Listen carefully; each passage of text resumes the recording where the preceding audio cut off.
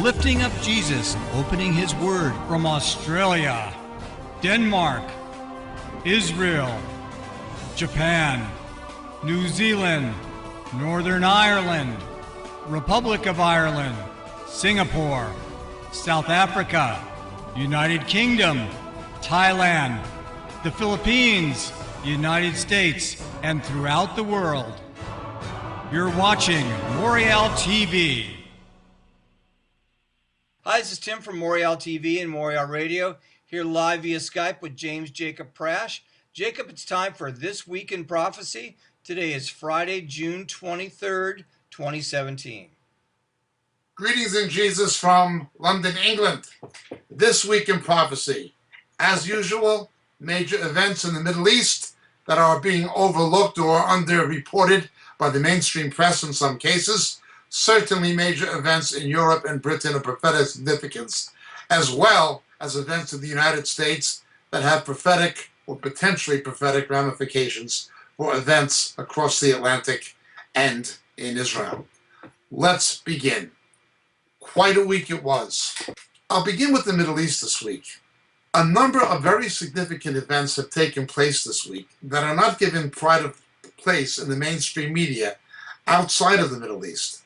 I don't think that many people are aware of the importance, formatively, of these events taking place. The first major event is there has been a major adjustment in the Royal House of Saud, which is effectively the government of Saudi Arabia.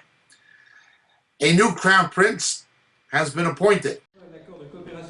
Saudi Arabia's king has appointed his son, Mohammed bin Salman, as crown prince, replacing his nephew, Mohammed bin Nayef, as first in line to the throne.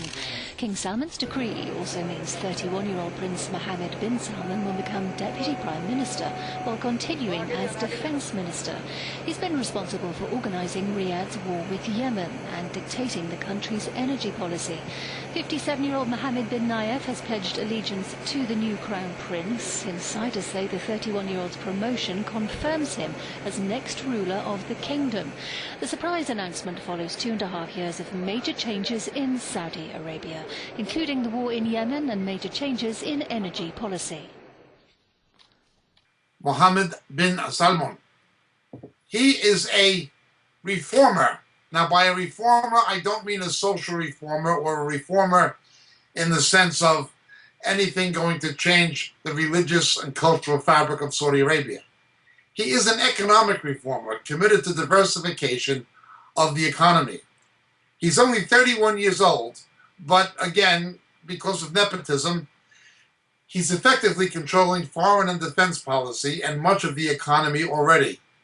Hence, he displaced the sitting crown prince and is now next in line to become king of Saudi Arabia, when his father, who's 81 years old, is forced to retire for reasons of age. His father has been king of Saudi Arabia only since 2015. It's a geriocracy. What you see now in Saudi Arabia is a switch between a geriocracy, a government of old people, who date their heritage back to the descendants of Ibn Saud in 1932, who established the present nation, Saudi Arabia. When in a jihad, the Wahhabists, that is the Salafists, in league with religious extremists, drove the family of King Musharraf out of power. They gained support and recognition based on the politics of oil from the Roosevelt administration at that time, seated in Washington, and that began this strategic relationship between the United States and one of the most anti-Christian, anti-Semitic, anti-human rights, suppressive regimes in history that endures to this day, and hypocritically, one American administration after another ignores. That includes Carter administration, includes the Nixon administration, the Ford administration, it includes the Reagan administration, it includes the Bush administration above all. As I've said many times, the Saudis, partners with the Bush family and the Carlyle Group, an investment concern with James Baker, And it's continued with Barack Obama, and unfortunately, it seems to be continuing with Donald Trump. He did not address the human rights issues, the Saudi funding of extremism, oppression of religious freedom, of women's rights, of human rights. He addressed none of that. Chiefly, he did not address what should be the major concern, Saudi funding of Salafism and Wahhabist extremist mosques, madrasas, and institutions in other countries, including the United States, which engender support for jihad to establish global Sharia. That is their long-term ambition. That is what their clergy teaches. And of course, the American government stands by and does nothing. And Mr. Trump has not been an exception. Perhaps not as bad as Mrs. Clinton would have been, but he's certainly no better than the others thus far in his Saudi policy. What is interesting is, though, that Jared Kushner, his son-in-law, who is Jewish, had a meeting and a dining experience with Prince bin Salman. The fact that a member of the House of Saud would literally eat with a Jew and discuss politics and business with a Jew shows you the direction the country is going. They're putting business first, and they're putting the common threat of Iran first. There are already secret liaisons between Israeli high-tech companies, the Israeli government, and Saudi Arabian business interests. Remember, the House of Saud, these several thousand princes, are the elite of that country, and they're also effectively the government of that country. There's not a distinction. It's something from the Dark Ages. It's something that a Western mind would have a difficult time understanding. The old regime, his father, his 81-year-old father, is again 81 years old. So you're seeing a shift in power now between the older generation going back to Ibn Saud of 1932 and this next generation. Now, before the House of Saud came to power with the backing and partnership of the Salafist clergy, the Wahhab, before this took place, the previous regime, the previous king of Saudi Arabia, King Musharraf, who was also pro-Western, King Musharraf stated Israel was a place for the Jews. He stated that. It was the House of Saud who came to power and changed that position, and they began subsidizing everything from the publication of the Protocols of the Elders of Zion, an anti-Semitic forgery, to radical mosques or madrasas and anti-Israel propaganda, and indirectly to terrorist-aligned interests in a number of places, including Gaza. Well, this seems to be changing with bin Salman. Again, he's not a reformer in any religious or social sense. His game is purely political and economic. Something is happening in Saudi Arabia. And it's something that has to be understood to understand the prophetic direction events in the Middle East are taking. It's very significant. The Iranian threat plays supreme.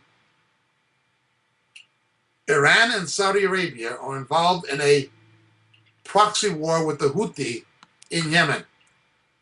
The United States just killed the day before yesterday in an airstrike or in a drone strike one of the leaders of Al-Qaeda in Yemen, Abu Khattab al-Ghazi. Abu Khattab al-Awlaki. The United States killed him. The United States is backing Saudi Arabia in this conflict, but it's been dragging on for 2 years and it shows no sign of ending. Related to this is the Saudi Arabian fallout with Qatar. Qatar hosts Al Jazeera, and a number of Islamic countries are unhappy with its association with radical Islamic groups that are terror-related, and with Iran. Turkey and Iran have jumped to the defense of Qatar against Saudi Arabia. At this point, the cards are being played by the new crown prince. So he will make, and is making, a rapprochement with Israel. He's very concerned with Iran. He's dogged by the efforts to gain some kind of a victory in Yemen, and now a conflict with Qatar. But there is a third dimension, the Saudi economy. He has been desperate to diversify it. He is one of the chief movers on back of the plans to issue an IPO, an initial public offer, of the main Saudi oil company, Saudi Aramco. This would probably be the biggest public offer of shares in history. Largely it's going to be broken through London and somewhat through New York, but it will be the largest in history if it happens. There is a fear, however, among the old guard in Saudi Arabia that this will create a financial instability. In order to diversify the economy of Saudi Arabia, stability is required. But because of events in neighboring Yemen, because of the problems with Qatar, and because of the threat with Iran, stability is not there strategically from the point of view of foreign relations and defense. The fear now becomes neither will it be there financially and economically. No matter what happens, no matter what OPEC does, there is a new player at the table now, and there is nothing they can do about it. Technological improvements in horizontal drilling in the United States by American technology companies involved in oil exploration have made fracking more and more profitable at a lower and lower cost. Saudi Arabia can no longer control OPEC, and OPEC can no longer control international oil prices. Neither can Russia, even though all of these will remain players at the table. Russia will be a factor. Saudi Arabia will certainly be a factor. They can no longer be the controlling factor.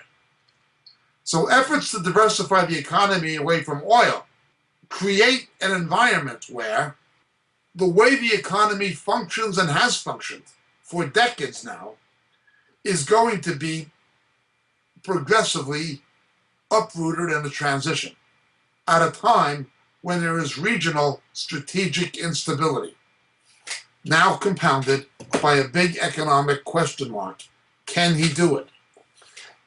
Saudi Arabia is being forced to diversify its economy and to make changes. It's being forced to do so.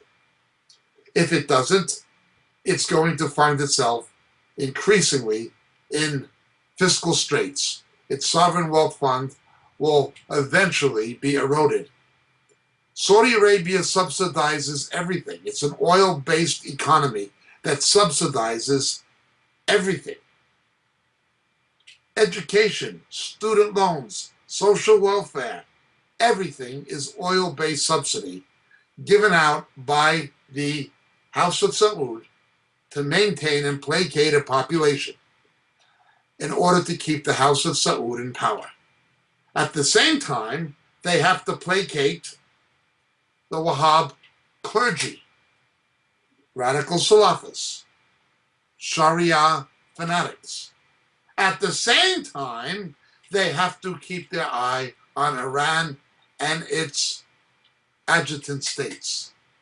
At the same time, they have to play ball increasingly with the West. They can no longer dictate about oil prices as they once did. This is merging into a very, very interesting state of affairs. They are being forced by the realities of Iran and the need for stability to diversify their economy to make some kind of an agreement with Israel. Some kind. Meanwhile, the hypocrisy goes on. The Saudi Arabian government is allowed to continue to subsidize mosques and Islamic institutions that are pro-Sharia and that indirectly, and in some cases, some would say directly, engender support for terror. This week in Britain, something unique happened. What Donald Trump did not address, no American government wants to address, somebody inadvertently addressed in Great Britain. It was a left-center Labour Party politician, Emily Thornberry, who stated publicly that she's more concerned with not upsetting Britain's Muslim population, in effect, than she is with maintaining security, because there are 3,000 known radical Muslims registered with the police in Britain, who the police know about, who British intelligence know about. They're not registered by them registering, but the police maintain a database of who they are. 3,000 who have not been rounded up. She has made some reference to this, which has gotten her in political trouble because the Muslims scream and yell at anything. We need to ask the Saudi Arabians about their funding of mosques, fundamentalist mosques, Sharia mosques in Great Britain. Every Western government, British and American, has ignored this, but a left-wing politician inadvertently, perhaps not even intentionally, addressed the issue no one else would or has. That is the central issue in Western relationships with Saudi Arabia. Undoubtedly, the Israelis will address it, including Saudi funding to interests in Gaza. Nonetheless, again, you have a generational issue compounding the economic and strategic issue. It is something that is sociological. Now, when something is sociological in Saudi Arabia, it also has not only political ramifications, but religious ones. Simply because he's not a geriatric, simply because he's not an old man, the young people of Saudi Arabia warm towards the new crown prince. But they have a problem with the fact that his economic programs are going to cut the subsidies upon which they are reliant. You have a padded government bureaucracy that's unbelievable. Someone related to the House of Saud will have an administrative position in a government office, not based on qualification, but based on nepotism. He will have a degree of some kind. Usually they study in the West, they study abroad. They generally speak English quite well. But he'll come into work late, he'll sip tea, and socialize, read the newspapers, whatever he does, and he'll do a minimum of work. Then he'll go out to lunch and might not come back. The whole Saudi civil service runs this way, this privileged class. The people are reliant on subsidies that are funded by oil, and now with the decline of the power of oil in Saudi Arabia and the need to diversify, everything's brought into question. Everything. There's a sociological upheaval now between the generations. There's an economic transition, and there's a new defense situation existing that has not existed before. This was in part brought about by the enabling of Barack Obama and John Kerry to increase vitality and the virility of the Iranian threat. Yesterday, Iran had staged a huge march and parade.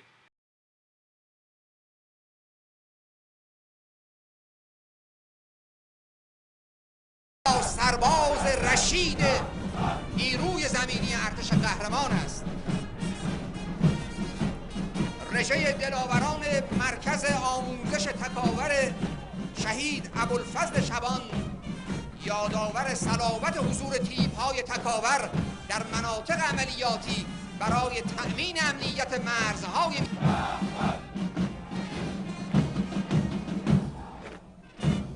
یگان احتیاط نیروی زمینی کی در هر نقطه است آمادگی انهدام هر نیروی متجاوز به آسمان و حریم ولایت را دارند. این دانشجویان میرای خون خود از کیان آغاز ایران اسلامی را در اوج قله‌های سربلند به خط خون نوشتند.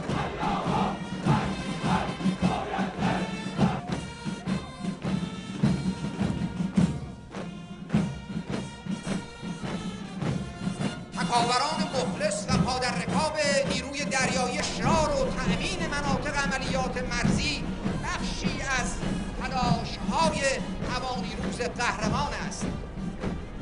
به یادگار بیش از 1000 سرو گلگون کفن که در برابر تازیانه طوفان ایستادند، صیاد و نامجوی، وارثان فلاحی همتی، رهپویان با درود بی پایان به عزیزانی که در سالهای دفاع مقدس از روسپیدان بهشت، طرحی از روسفیدی مردمانت و نقش سرخی از و آبشناسان به حرمت ذکر زیارت عاشورای صیاد در صحیفه مرصاد به خون سرخ حنجره اسماعیل انقلاب عباس بابایی به ستاره درخشان دفاع در طریق ولایت باشیم و حامیان حریم اسلام و انقلاب.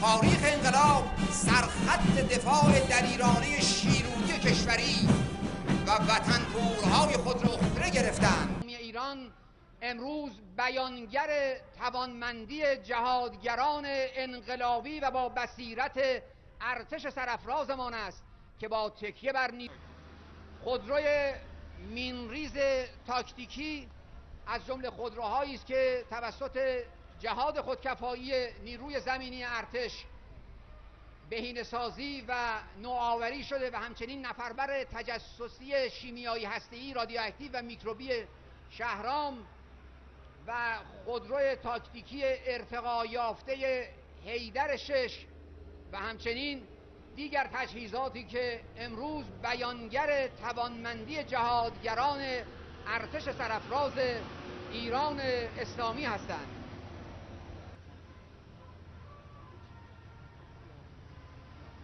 تانک تیام نیز نمونه ای از اقدامات نوآورانه در جهاد خودکفایی نیروی زمینی قهرمان است. سلاح ما در جنگ نرم امروز ما هوشیاری و بصیرت انقلابی جهادگران و فرزندان متخصص ارتش حزب الله است. همچنان که ملت شریف ایران شاهد رژه تانک‌های ذوالفقار و تانک‌های مدرنیزه شده در محل رژه هستند، در سراسر میهن اسلامی دلاورمردان ارتش حزب الله، ارتش ولایتمدار، ارتش مؤمن و انقلابی نیز برای دشمنان قدرت نمایی می کنند و برای ملت شریفمان امنیت و آرامشی که حاکی از حضور دلاورانمان و خون شهدای عزیزمان است یادآوری می شود. حاصل دسترنج عزیزانمان در حوزه‌های مختلف خودکفایی ارتش سرافراز ایران اسلامی است.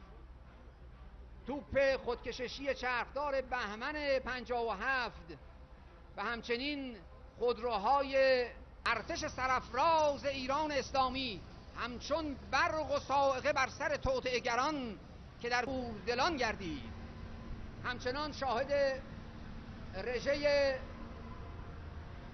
بخش‌هایی از تجهیزات بهینه‌سازی شده و بازسازی شده موشکی نیروی زمینی قهرمان ارتش جمهوری اسلامی ایران هستیم. ما دلاور ارتش حزب الله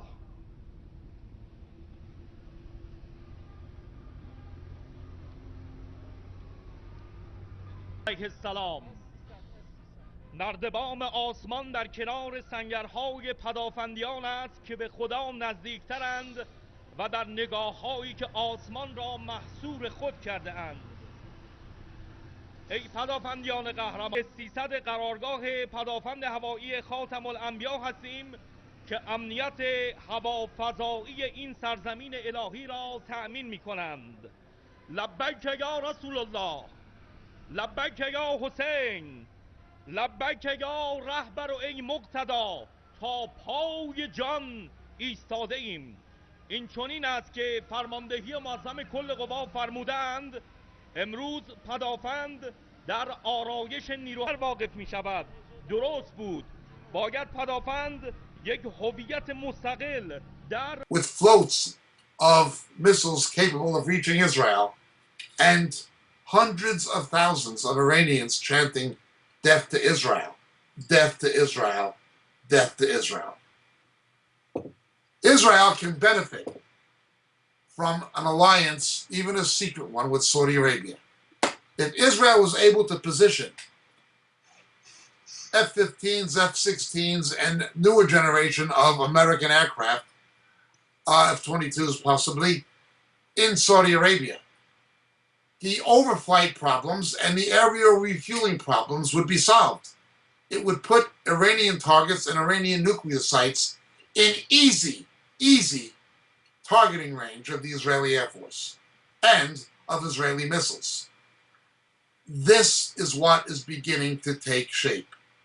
Remember, Daniel chapter 10 tells us that Persia, Iran, will emerge as the strategic threat to Israel's existence. Quite a situation taking place in Saudi Arabia. It is very, very major. Its ramifications are huge. Meanwhile, the United States is unfortunately pressing ahead with negotiations with Abbas again, trying to revive a Middle East peace deal. Abbas, however, is trying to see Israel in a military conflict, an armed conflict with Hamas in Gaza. Abbas's game is to try to use Israel to take out his opposition in Gaza. Once that goes, the influence of Gaza in the West Bank will also deteriorate, securing his own position of the corrupt Palestinian Authority. There's no good guy in this. There's not even a true lesser of evils. Nonetheless, politics as usual prevails. Mr. Trump has not changed the equation. He's not kept his pledge to move the embassy as yet, and he's not done anything about the Saudi sponsoring and funding of radical Islam globally. Nothing. Most unfortunate. But at least he's not done it yet. But let's continue. These marches and rallies they had yesterday, this kind of fanaticism, was resemblant of the era when the Shah fell and Ayatollah Khomeini came to power. The Israelis are noticing it. Again, it was facilitated in part by Barack Obama, who gave Iran virtually a green light to go nuclear due to inadequate inspections, due to non-inclusion of ballistic delivery systems of these weapons. The Obama administration was guilty of not just of a sellout of Saudi Arabia and of Israel, but of America. Whether or not Valerie Jarrett was an Iranian al-Jahis, I do not know. Whether or not Barack Obama was an Iranian agent, I do not know. But he certainly behaved like one. He certainly behaved like one. Again, I've said this before. When we understand what he did, it would be difficult not to look upon it, in the opinion of many people who have looked at it, as tantamount to treason. Remember, his last act in office was the betrayal of Israel, facilitated with the help of left-wing American Jews, such as Charles Schumer, Debbie Wasserman Schultz, and others. 99, at the end of the last millennium and the last century, overwhelmingly, Israeli university and college students were pro-Zionist and supported Israel. By 2010, that had dropped to 84%, but still overwhelming.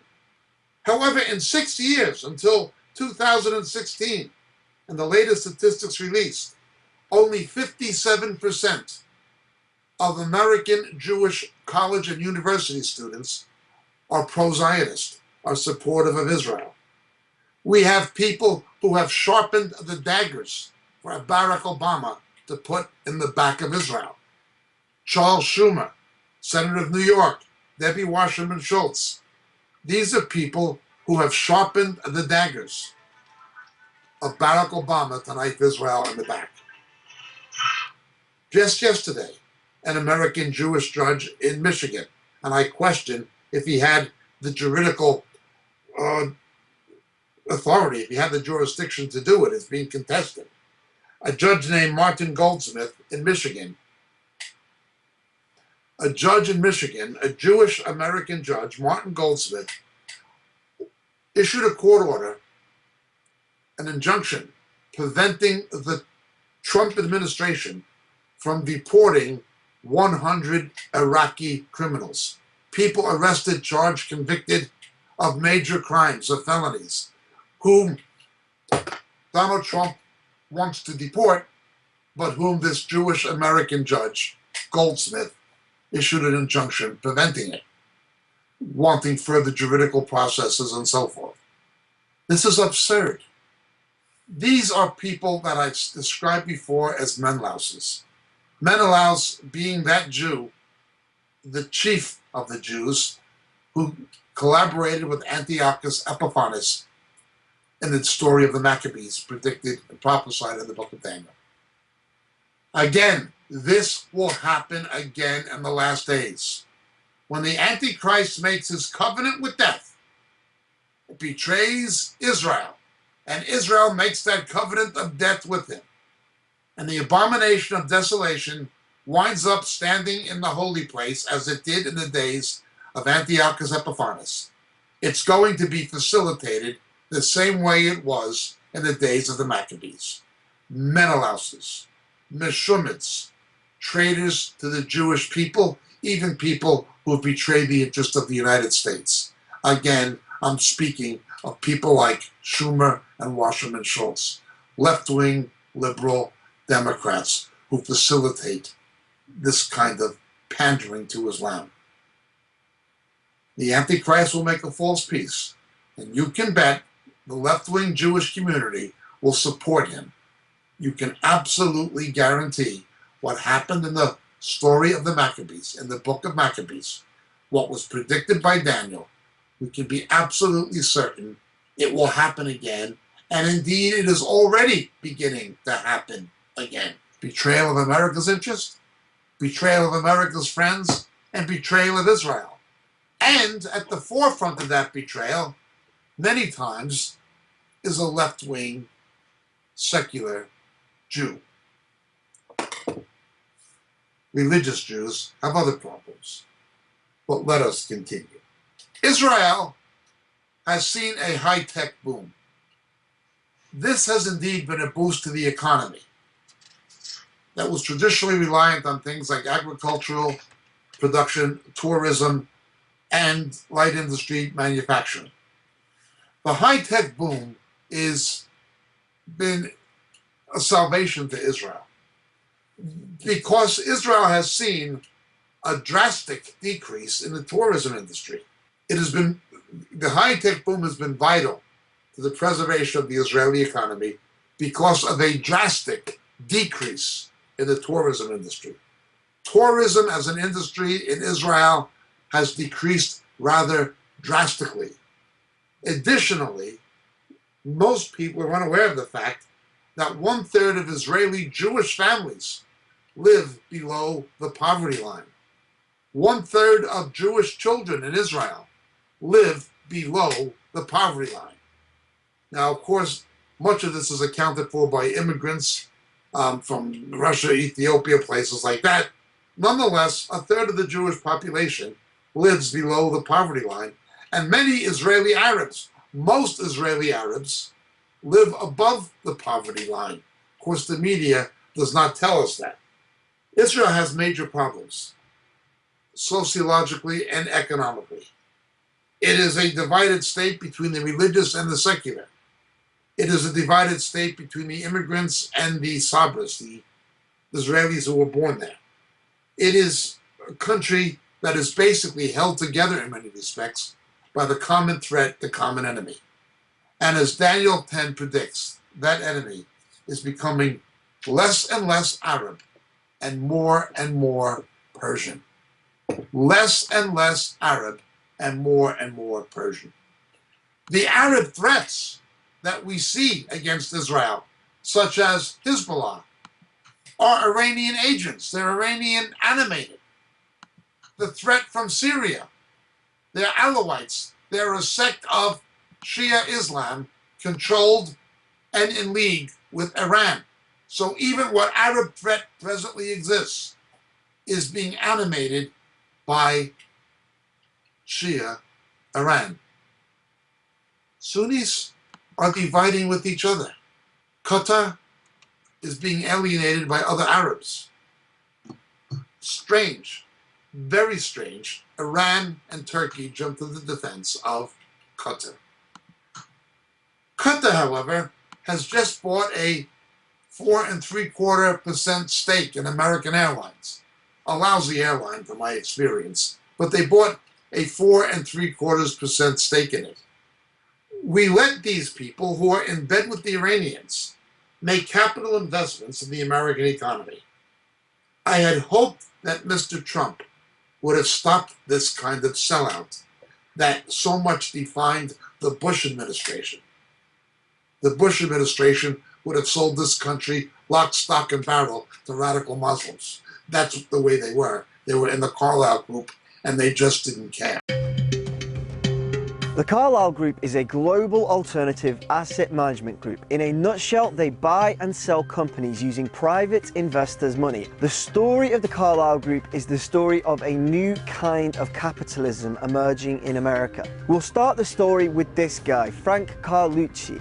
He had served in a variety of government positions, but from 1987 to 1989, he was serving as the United States Secretary of Defense for Ronald Reagan. He changed the rules on procurement at the Pentagon so that companies would be put on long-term supply contracts. He also had to cooperate with Operation 111 Wind, an investigation looking into corruption at the Pentagon with officials being bribed to secure large defense contracts. 6 days after he finished his term as Defense Secretary, he went straight to the Carlyle Group. And he advised Carlyle to take a look at a company called BDM. They had been hit hard by Operation Wind, and their share price had plummeted. Eventually, Carlyle acquired BDM for $130 million. It was a steal, because it turned out that BDM were on a long-term contract with the Pentagon. Is it possible that a person like Frank Carlucci might have known which companies were on long-term contracts and which were not? Who knows? But the Carlyle Group sold BDM in 1997 for $975 million. After Frank Carlucci came the appointment of James Baker. He had worked in politics for 18 years. He'd led presidential campaigns for President Ford, Reagan, and Bush. He'd served as Chief of Staff, as Secretary of the Treasury, and eventually as Secretary of State under George Herbert Walker Bush. He was and is a big deal. People know me. I'm kind of a big deal. But it wasn't going to just be former White House staff joining the ranks at Carlyle. Before long, the former president himself, George Bush Sr., would be giving speeches on Carlyle's behalf. He was senior advisor to Carlyle's Asia Investment Board. Neither the Carlyle Group nor the former president have been forthcoming in the way that he was remunerated for his relationship with the Carlyle Group. The former South Korean president, Park Tae-jun, was also now working for Carlyle, and he'd helped them secure nearly $1 billion in Coram Bank. So when George Bush Jr. gave the United States a pretty radical change in policy towards North Korea, North Korea is a regime arming with missiles and weapons of mass destruction while starving its citizens. States like these and their terrorist allies constitute an axis of evil, arming to threaten the peace of the world by seeking weapons of mass destruction. It did not go down well in South Korea.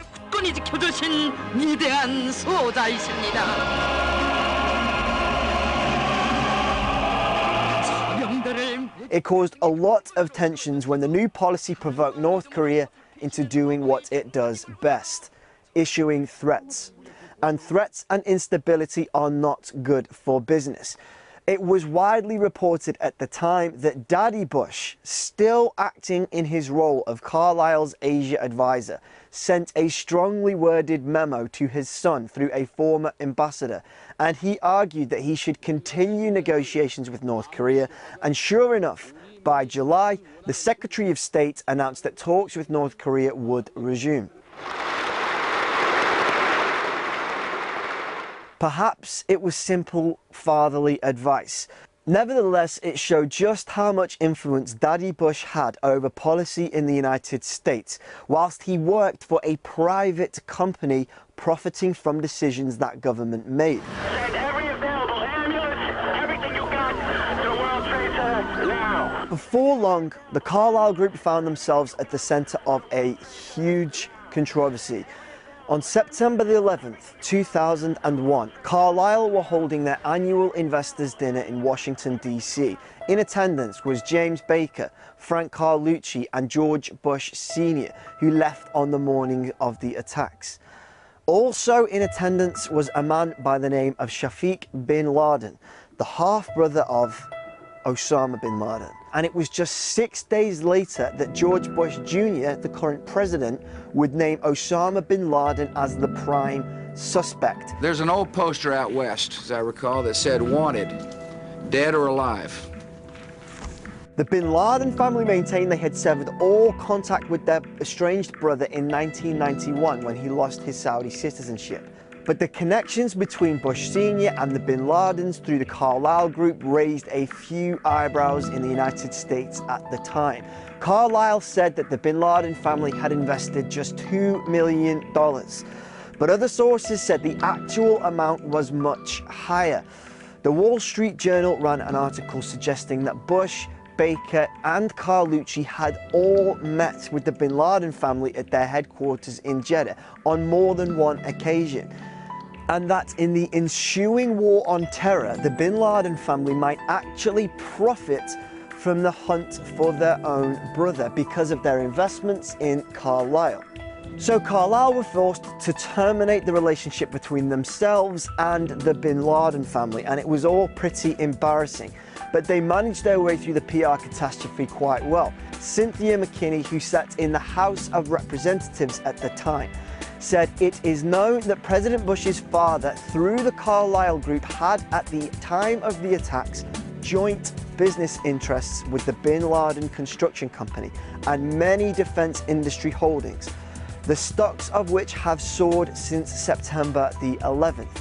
It all looked pretty damning on paper. The President of the United States was the son of George Bush Sr., who was involved in the work of the Carlyle Group, which managed investments from the bin Laden family, which looked set to profit from the war which was already being spoken about. Our war against terror is only beginning. It wasn't made much better when the president, George Bush Jr., announced a massive increase in defense spending in 2003. My budget nearly doubles funding for a sustained strategy. It was made all the more potent by an earmark in the defense budget of $476 million for the development of a mobile howitzer gun called the Crusader, which was manufactured by a company called United Defense, who were owned by, you guessed it, the Carlyle Group. Carlyle's head of communications, Christopher Ullman, would later say it was one of Carlyle's best investments. Defense contractors weren't the only companies increasing their share price in the years following September the 11th. Intelligence agencies were starting to swell too. For more information about that, take a look at our video on the history of NSA wiretapping. It's there. So in 2007, George Bush, as you guys know, would announce Mike McConnell as the Director of National Intelligence from his previous role at Booz Allen Hamilton. 1 year later, right in the middle of his term as Director of National Intelligence, the Carlyle Group made their move to buy Booz Allen Hamilton. In 2008, Mike McConnell headed straight back to his former employer, now a Carlyle Group company. Needless to say, Forbes reported that from their initial $910 million investment, the Carlyle Group made a tidy $2 billion in realised and unrealised profits from the Booz Allen Hamilton deal.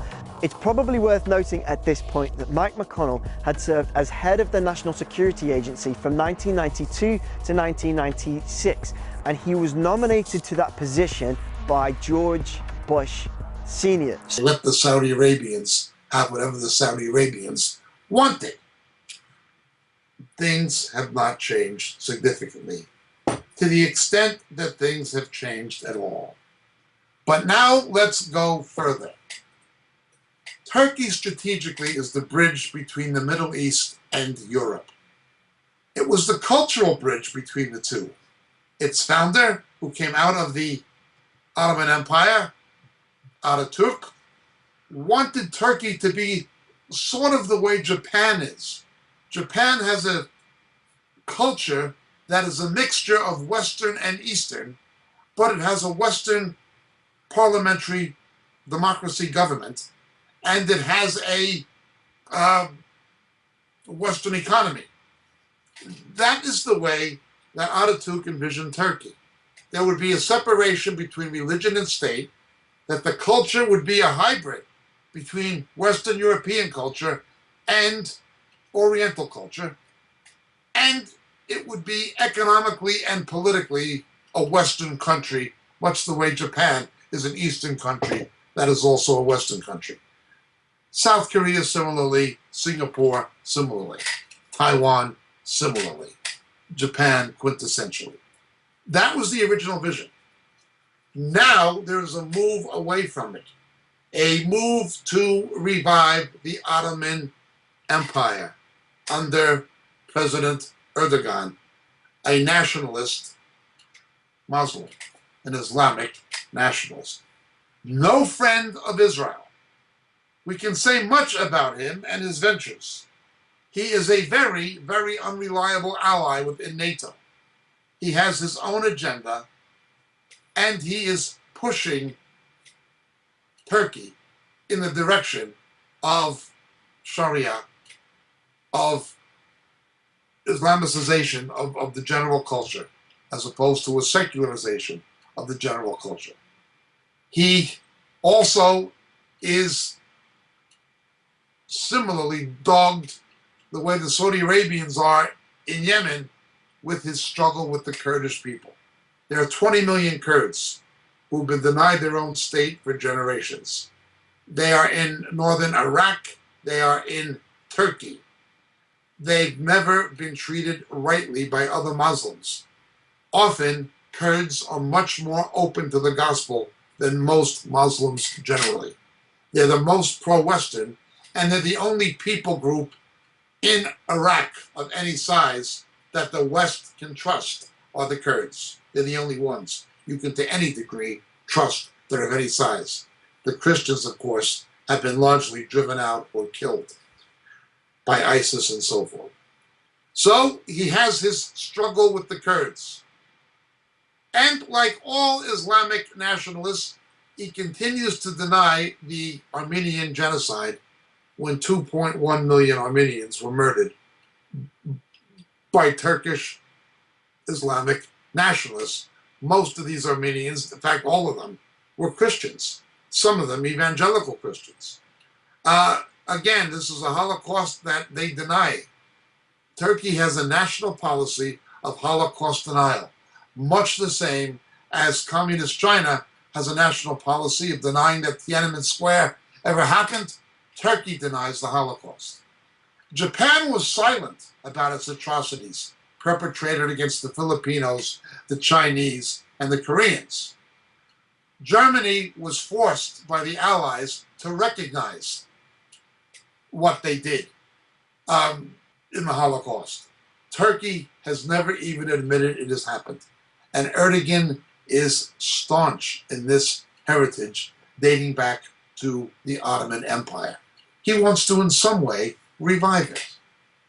Now, you have to understand, much of coastal Turkey around Izmir, that was the biblical city of Smyrna, those were indigenously Greek areas captured and colonized, occupied and colonized by the Turks and turned into Turkey. Those were Greek regions. Across the Bosporus, the Topkapi area of Istanbul was Constantinople. It was a European city, taken captive, occupied, and Islamized, again, by the Turks. Well, he comes very much from that position. Now let's understand there has been strong resistance to Turkey coming in to the European Union. The Greeks would certainly, for historical reasons, not allow it to happen. Stupidly, recklessly, almost suicidally, David Cameron wanted Turkey in the EU, and he wanted Britain in it. Can you imagine the ramifications when you had millions and millions of more Muslims coming out of Turkey, overrunning Europe with a right to live there, extract social welfare and benefits from British and European taxpayers? That's what Cameron wanted. Well, I thank God that that terrible man is gone.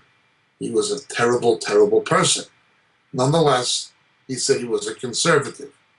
Well, he didn't have his way concerning Turkey. Turkey realizes it's not going to get into Europe easily if it gets in at all.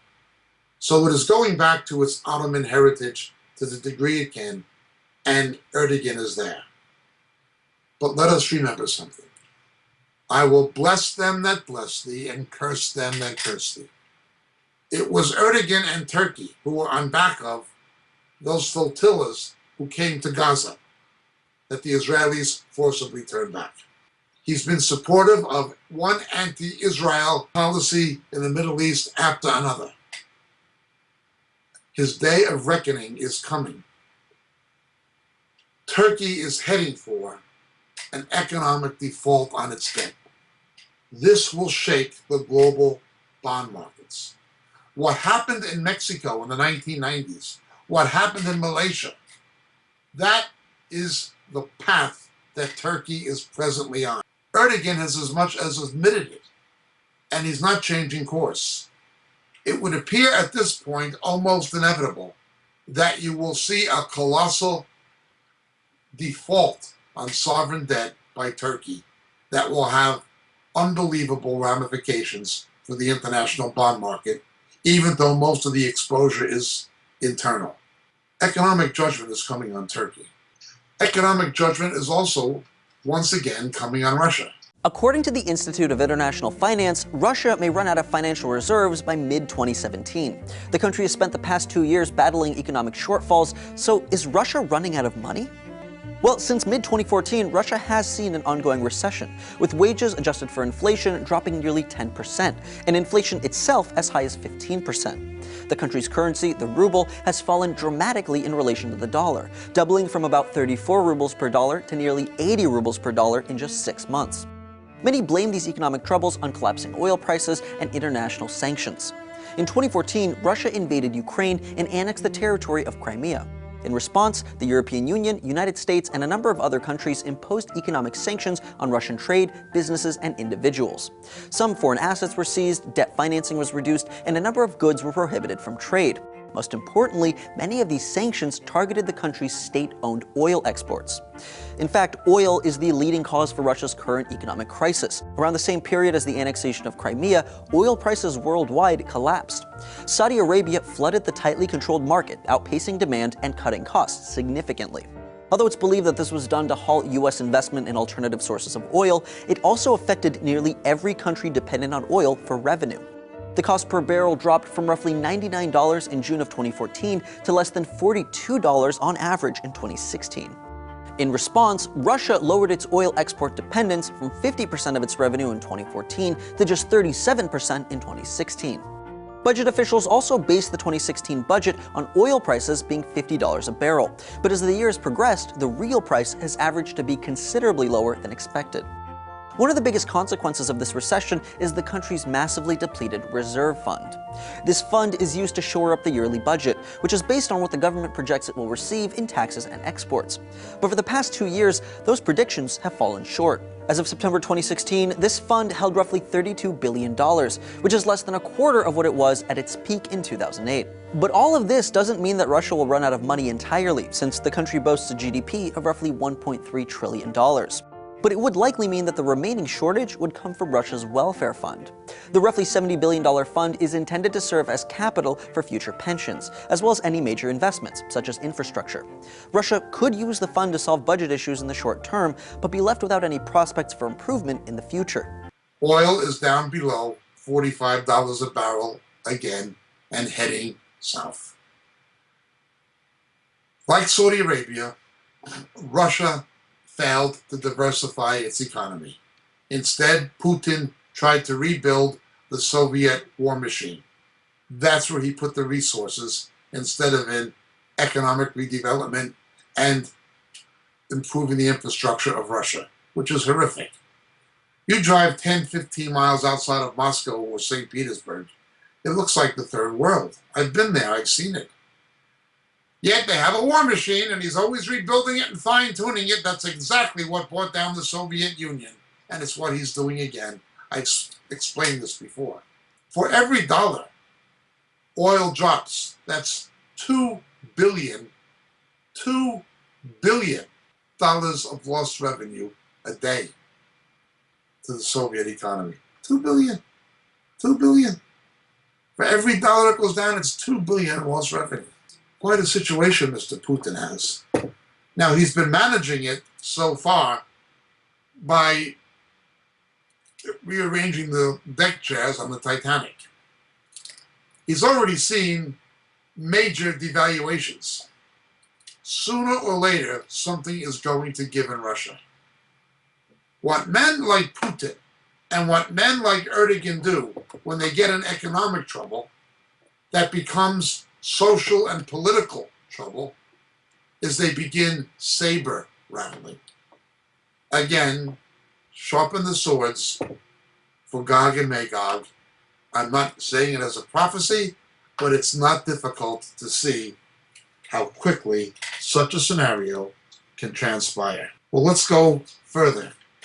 Let's move on this week from Israel to Britain and Europe.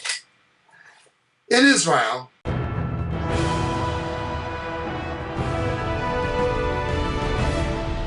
with this True News video update, I'm Doc Burkhart. Israel is known as the Holy Land, but in Tel Aviv, one of the world's largest gay pride parades is taking place as tens of thousands of homosexuals make their annual pilgrimage to the Sodom-like Mecca. An estimated 200,000 people, including 30,000 tourists, participated in Tel Aviv's gay pride parade on Friday, leading into the Sabbath, according to the Israeli Foreign Ministry. The 18th annual Gay Pride Parade in Tel Aviv was expected, as it always does, to draw thousands of Israelis and a large number of guests from abroad to march in the colorful parade and express this minority group's mixed feelings.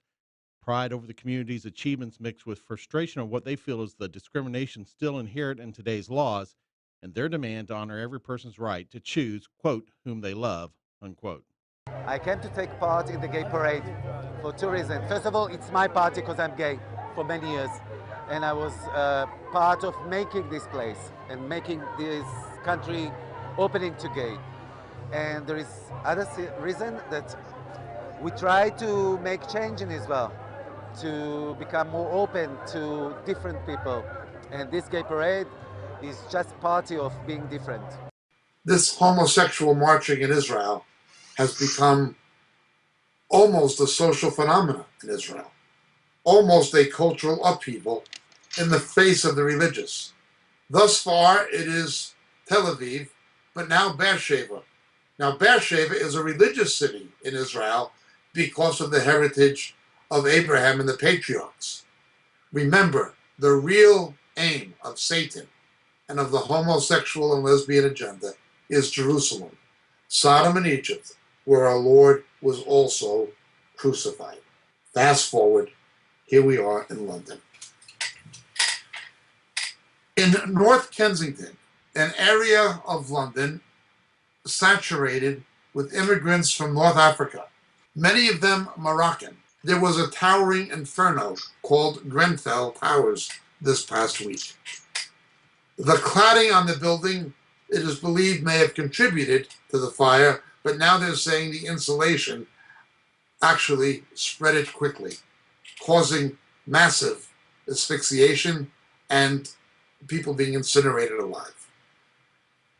a disproportionately large number, a majority of the people living in that tower block were Muslim families, were Islamic. Majority. It is said that they were calling out Allahu Akbar from the flames as they were incinerated alive.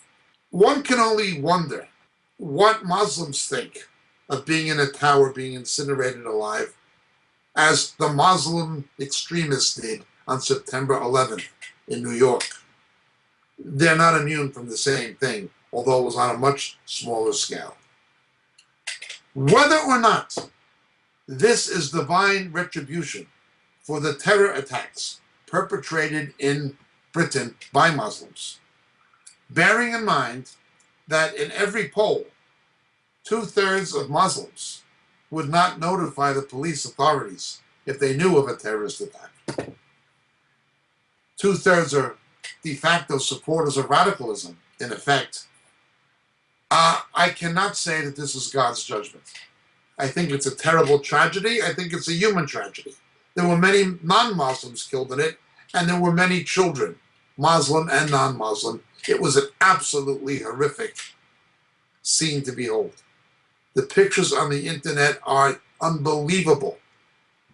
A flame that huge going through a building that high and people being trapped in it when the building was actually toasted black. I drove past it the other day on my way into London and I saw it. It is unbelievable what it looks like. It's unbelievable what it looks like.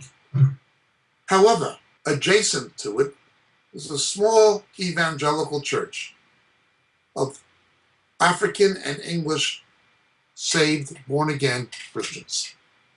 Godly people. They're called the Tabernacle. They're pro-Israel. They have a table with a menorah on it. This church was the number one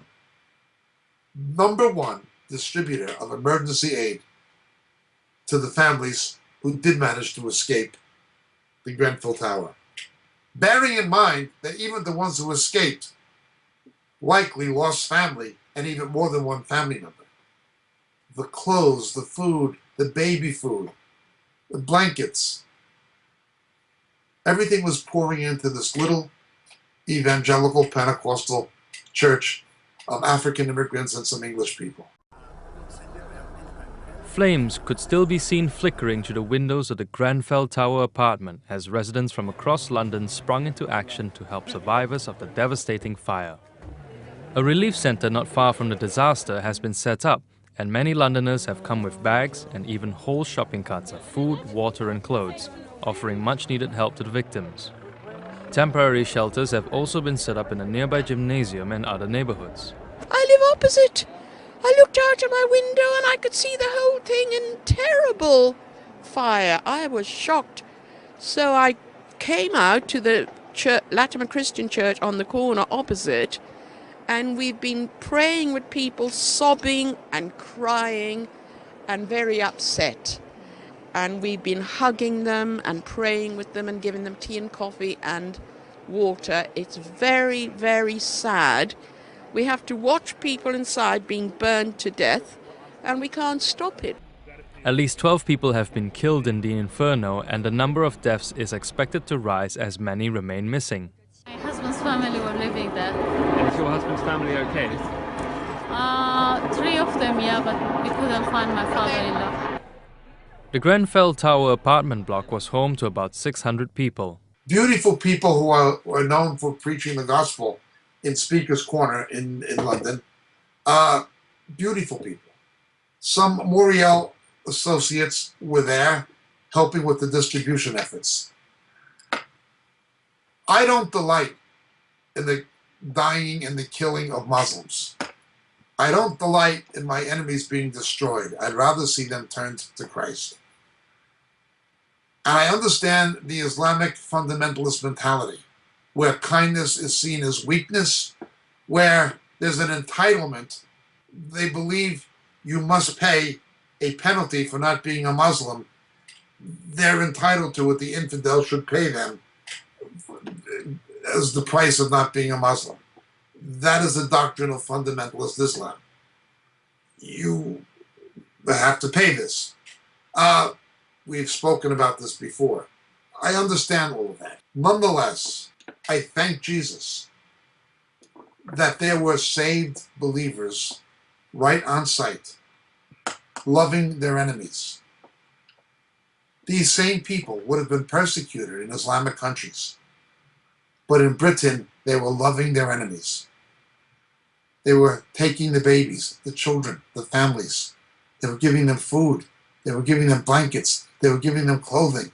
They were welcoming them in with the love of Christ. God bless this church. God bless those believers and those Christian volunteers who were there. May the Lord use this tragedy to cause those families, Muslim and non-Muslim alike, to seek the Lord Jesus. You know, they called out in the flames, Allah, Allah, Allahu Akbar. Well, they found out Allah is not Akbar, He's not great. And they found out that they called out to a God who doesn't even exist. They may look upon the aid given by Christians as the demi, the penalty for not being a Muslim to which they're entitled. They can look upon it how they like. When people are desperate and they see the love of Christ in true believers, they cannot deny it, no matter what their conditioning and programming and propaganda. It was a terrible, terrible tragedy. May the true God comfort every one of those families, and may the Lord God of Israel bless that faithful little church. Well, let's continue. Amidst the horrific cycle of Islamic terrorist attacks we've had outside Parliament in Manchester and then again at London Bridge, a British nationalist took a vehicle and ran over 10 Muslims, killing one outside of a mosque. For years, I warned this was going to be inevitable. For years, I warned it would be inevitable.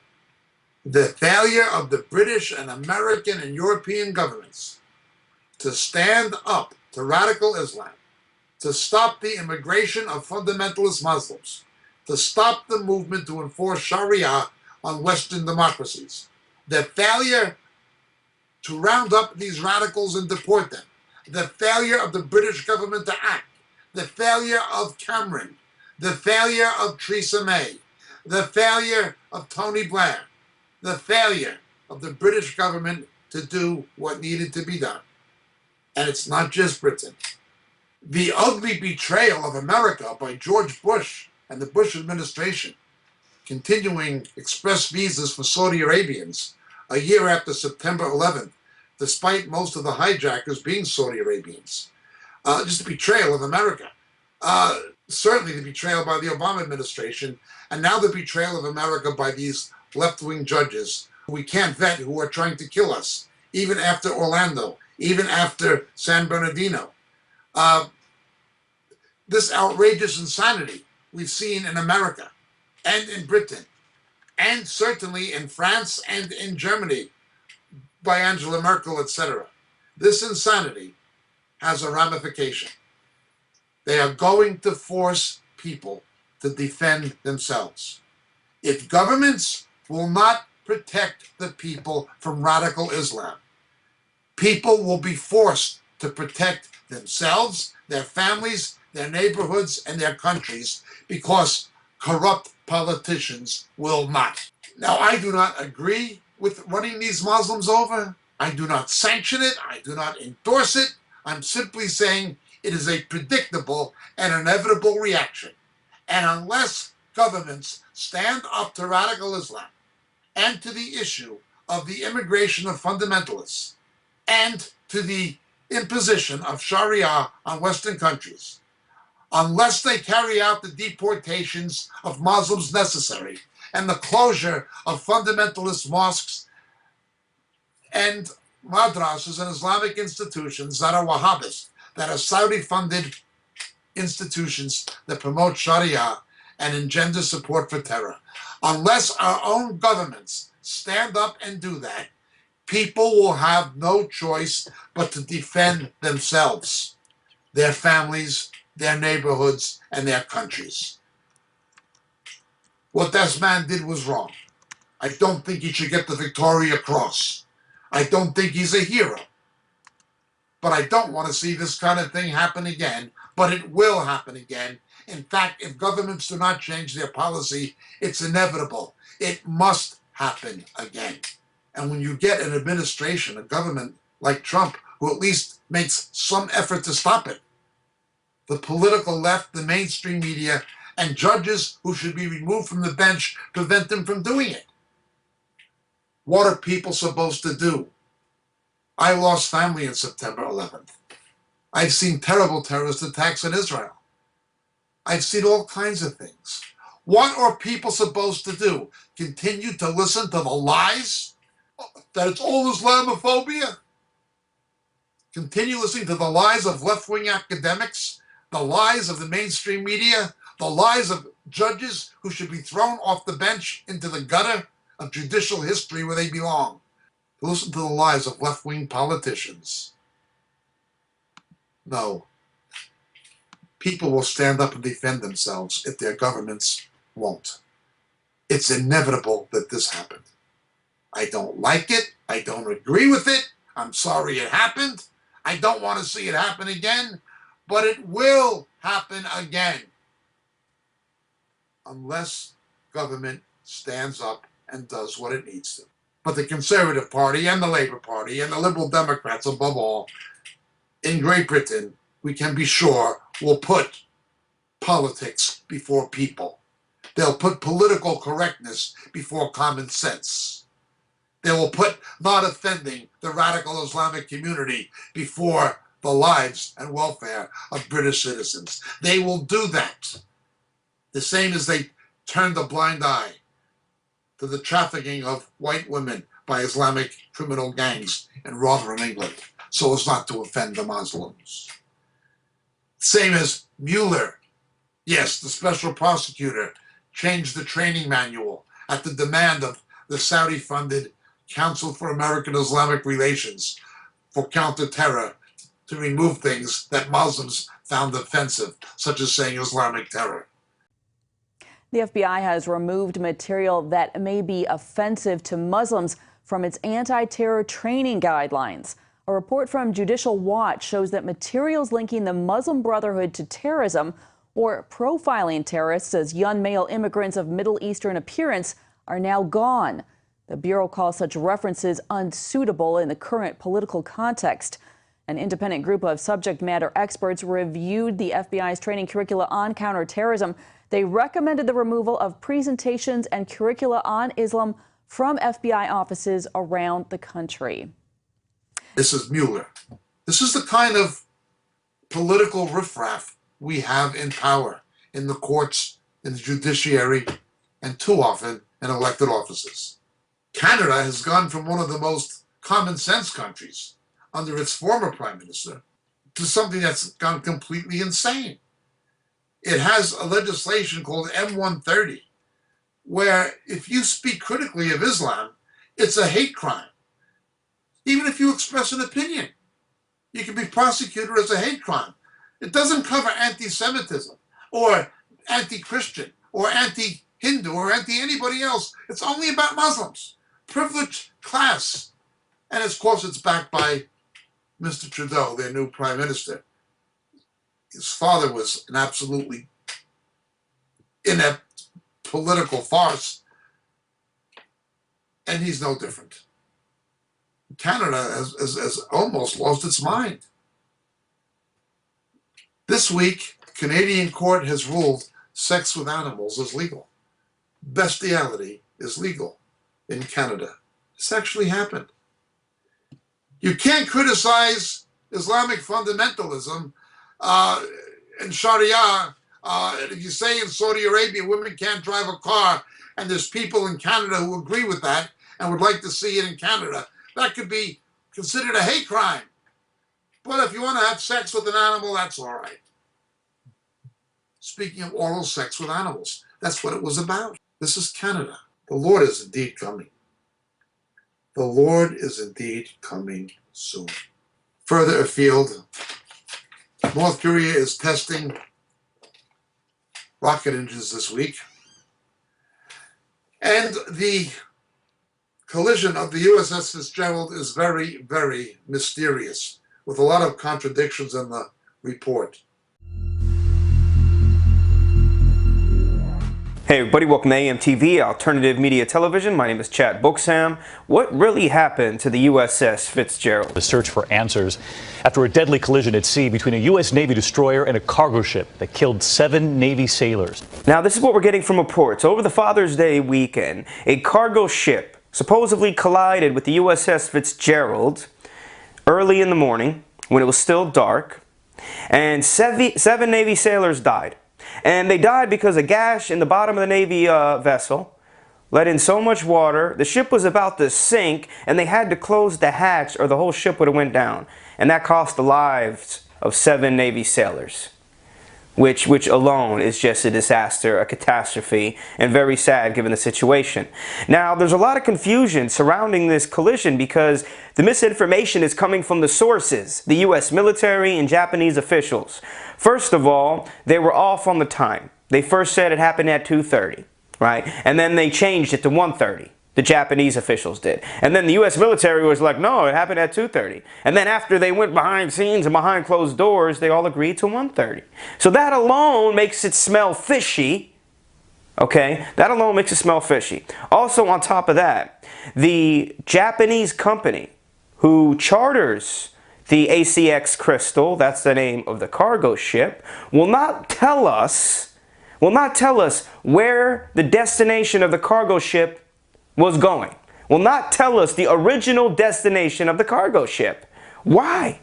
Now, what we've heard from reports is all of the personnel on the cargo ship were Filipino. All Filipino. And right now they are docked in Tokyo, but they have not released the original destination of the cargo ship. Now, another point. We see from maritime reports, not from really media reports, but anybody can log on to these maritime locations where shipping routes are, where ships are, and you can see their location. And what's been pinpointed by just regular citizens around the world is that the ACX Crystal did a sharp right turn right before the collision against the USS Fitzgerald, meaning it was targeting it.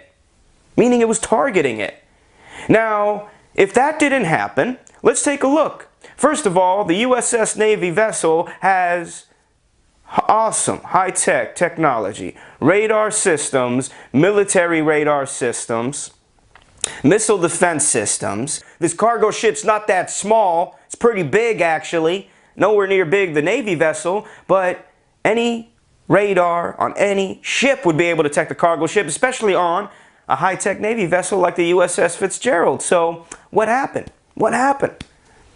Now, obviously, there's a lot of personnel on the U.S. Navy vessel. The captain was asleep at the time. This is what they're telling us. And they just didn't see it on radar. Or they turned off their radar. The Navy is calling this one of the worst at-sea disasters in decades. These kind of collisions with Navy vessels are so rare. It happens like once or twice every like 3 or 4 decades because the radar and communication technology they have on these ships is impeccable. This is not supposed to happen unless they allow it to happen. Now also with a collision like this, you would think on the cargo ship, there were about 20 people on the cargo ship, that somebody would have been injured, right?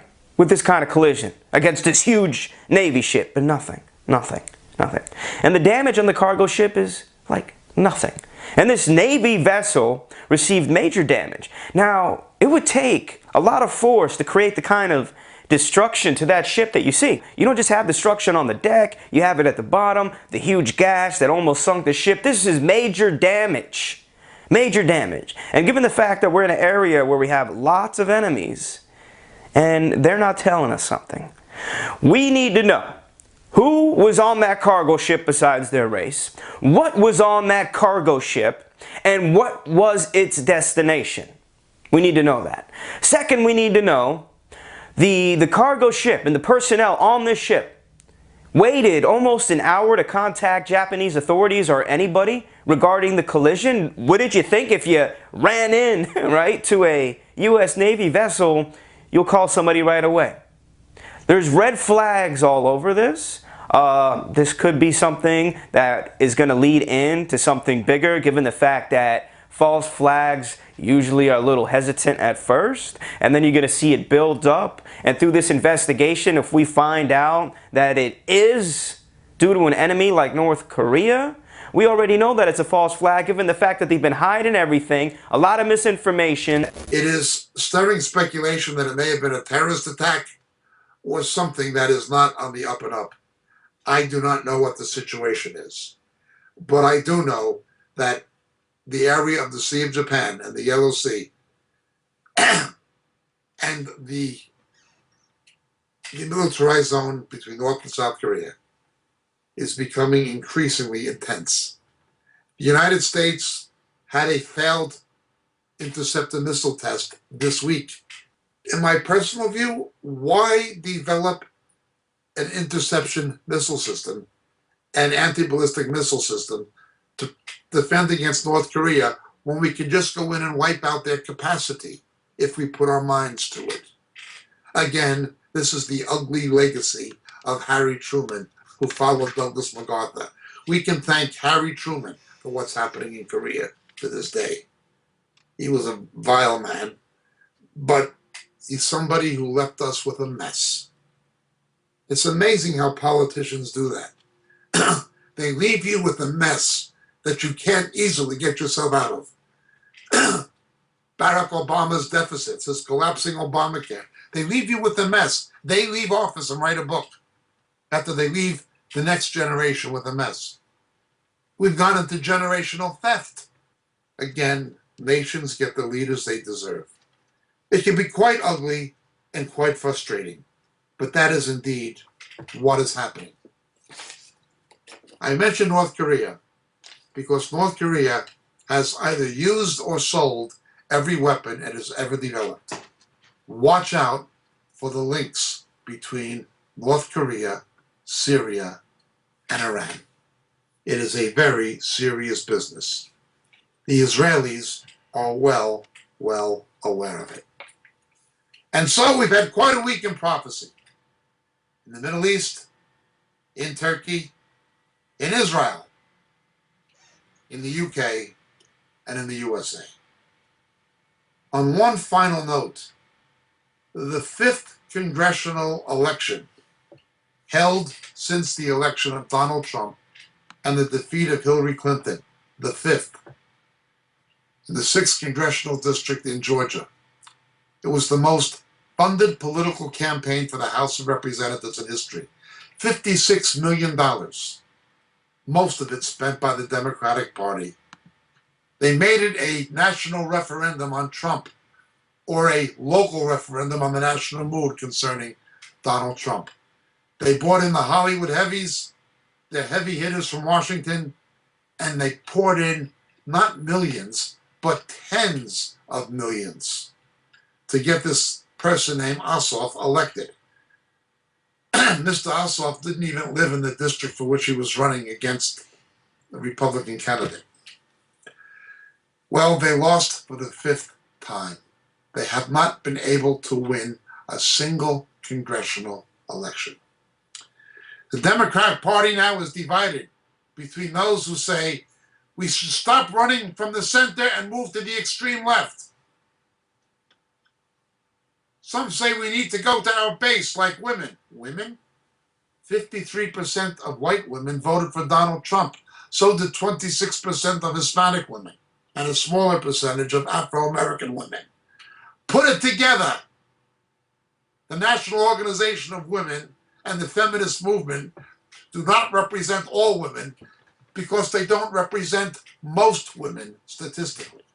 But they say they're the party of women. They're living in a delusion. Just to follow up, Democrats have lost 60 seats over the past 6 years. So why should you keep your job? Well, look, I'm going to tell you something. When we lost 54 seats, something like that, when President Clinton was president. And so history is on our side. Thank you for giving me the opportunity to say that. When President Clinton was elected in 92 and 94, I think it was 54 seats the Democrats lost with a Democrat in the White House. When President Bush was president, we won the Congress, winning over 30 seats of the nearly double what we needed to win the Congress. When President Obama was president, again, the 60 seats you referenced. So again, we have a Republican in the White House we believe there's real opportunity. Now, it's not a slam dunk. History is on our side, but it takes strategic, unified, and disciplined. We have harmony. It doesn't always mean we have unanimity, but we do have unity when it comes to fighting that fight. So you want me to sing my praises? Is that what you're saying? Why should I? Well, I'm a master legislator. I am a strategic, politically astute leader. I am my leadership is recognized by many around the country, and that is why I'm able to attract the support that I do, which is essential to our election, sad to say.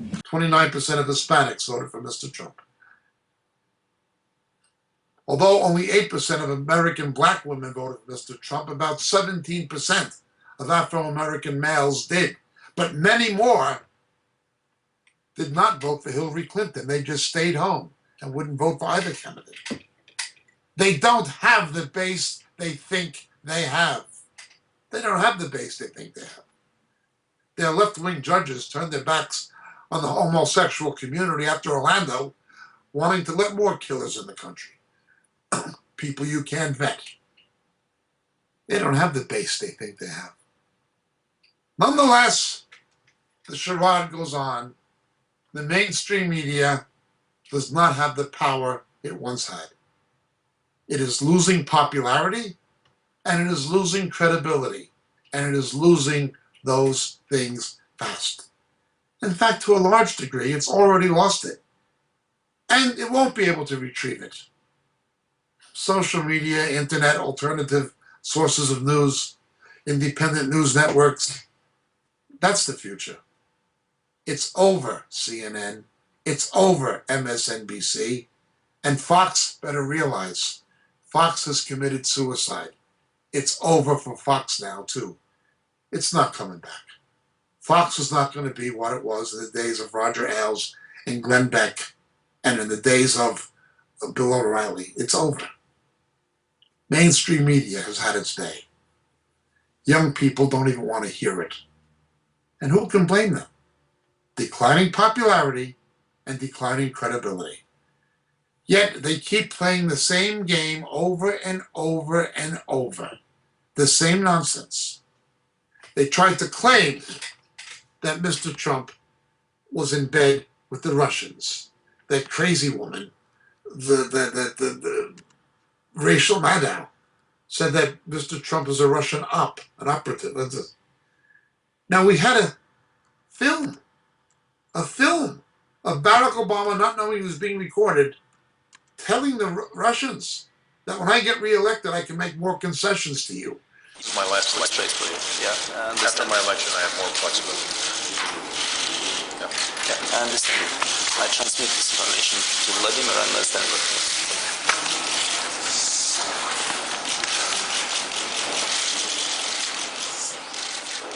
If anybody was in bed with the Russians, it was obviously Barack Obama, but the mainstream media didn't say a word. When there was grounds for a special prosecutor over Hillary Clinton and over Lois Lerner and over James Clapper, there was no calls for a special prosecutor. Now that the Russian case has collapsed, Clapper admitted there's nothing to it.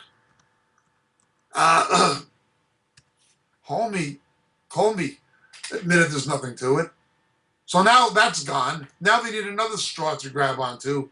So now they're trying to find obstruction of justice. If you want obstruction of justice, what about when Bill Clinton met with Loretta Lynch? How come they didn't have a problem then? It's all hypocrisy. They've lost too much credibility, and they're declining too fast. They just don't matter anymore. That is very, very fortunate. So where should we get our news? Where can we listen to real experts who can tell us what's really happening and why, and what it means, and where it's all going and how it's going to end? I can give you a news source that's never been wrong and that has always been honest. It never embellishes anything. It tells the truth about everybody and everything. It can not only tell you what is happening, it can tell you why it's happening and how it's going to end. The best news source there's ever been. There will never be another one that comes close to it. Sola Scriptura, the Word of God, biblical prophecy. I don't care what Fox says anymore. I don't care what CNN says to begin with. I don't care about MSNBC or CBS or the New York Slimes. I've got this.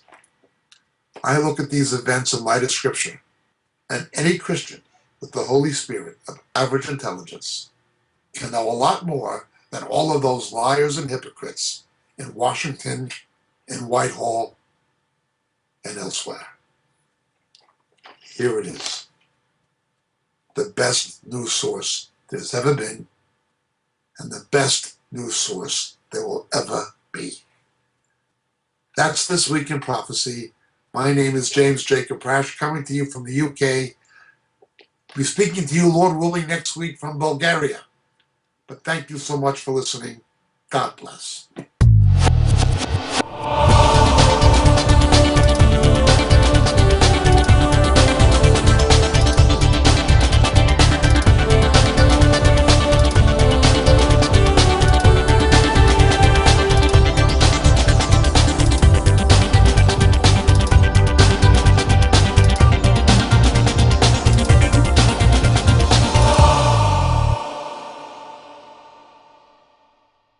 Blessings, dear friends. Greetings in Jesus. This is your friend Jacob Prasch speaking to you at the moment from the UK.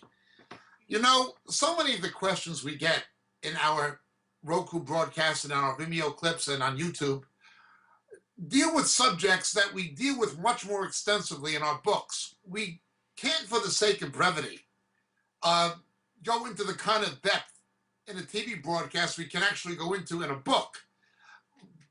But so many of the questions come from material that are expounded in the books on a much more broader scale that it's almost frustrating sometimes that we can't spend hours and hours answering the questions that are given to us. Obviously, practicality dictates that's not a possibility. The books are there. They're available. They're available in print through the Moriel catalog on the Moriel website, moriel.org. But in this day of Kindle and electronic books, they're also available through Amazon, and they're available through Kindle. The three books that would be the most referred to in the questions we receive are the three latest books. The first being The Dilemma of Laodicea. The Dilemma of Laodicea. It's an exposition of the seven churches in Revelation, culminating with the final two churches, Philadelphia and Laodicea particularly, setting the stage for the return of Jesus. The Dilemma of Laodicea would be the first. The second would be Shadows of the Beast. Shadows of the Beast. How the coming Antichrist, how his identity will be revealed to the faithful church. The rapture will not happen. Will not happen, absolutely not happen, until the faithful church knows who the ultimate beast of Revelation is. That is the Antichrist and also the false prophet. How the identity of the coming Antichrist will be revealed to the faithful church. Shadows of the Beast, the second book. And the final and latest one, Harpazo. Harpazo. What the scripture actually teaches about the rapture, the snatching away which takes place between the sixth and seventh seals in the book of Revelation. So these three books, The Dilemma of Laodicea, Shadows of the Beast, and Harpazo, all available in the Moriel catalog, all available through Amazon, and all easily available electronically by Kindle. Thank you so much, dear friends. God bless. May Jesus be with you.